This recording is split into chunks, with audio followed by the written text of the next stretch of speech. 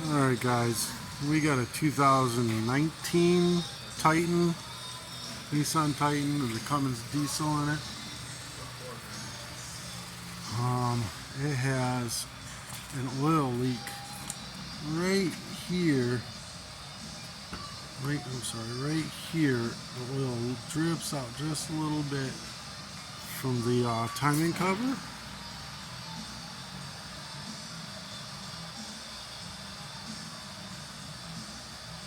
It looks like there's a dip right there that is making it just barely ooze out.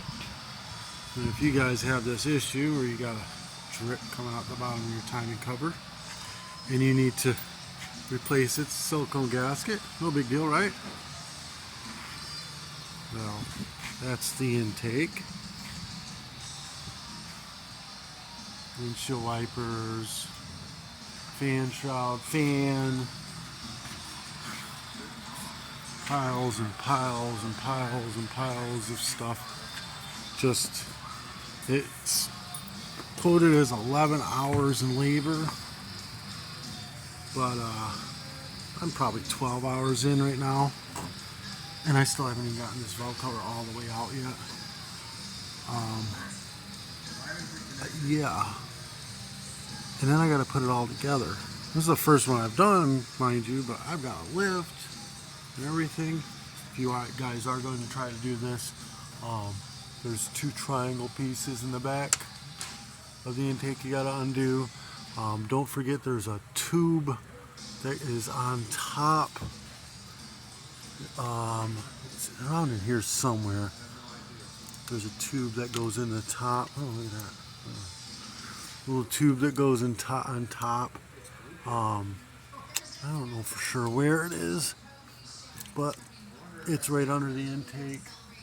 It's a single bolt. You have to pull the fuel rails. You've got to pull, these guys are the return lines. You're supposed to just press down on the outsides and then pull up on the inside at the same time. But I had to stick a little flathead screwdriver down in here, wiggle it around, and pull up this at the same time, and it popped free eventually. That's their quick release bullshit. I did a video on the tool for pulling the injectors to be able to get the valve covers off.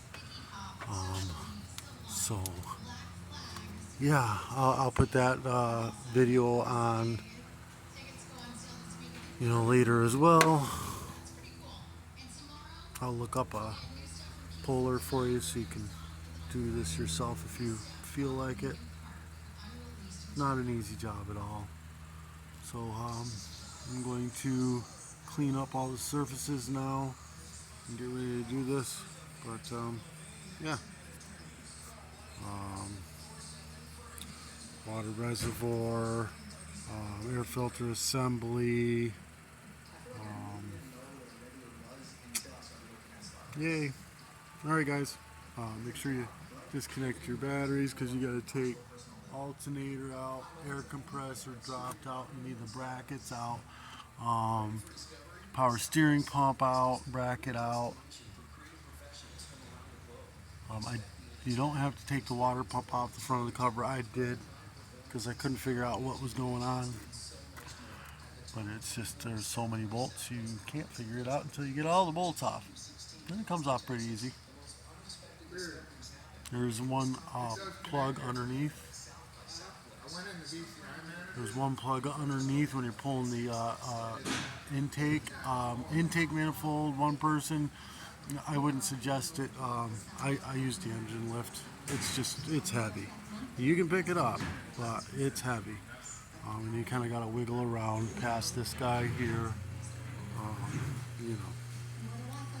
Put rags in all the holes in the intake. You don't want to drop a single bolt down in there, I promise you.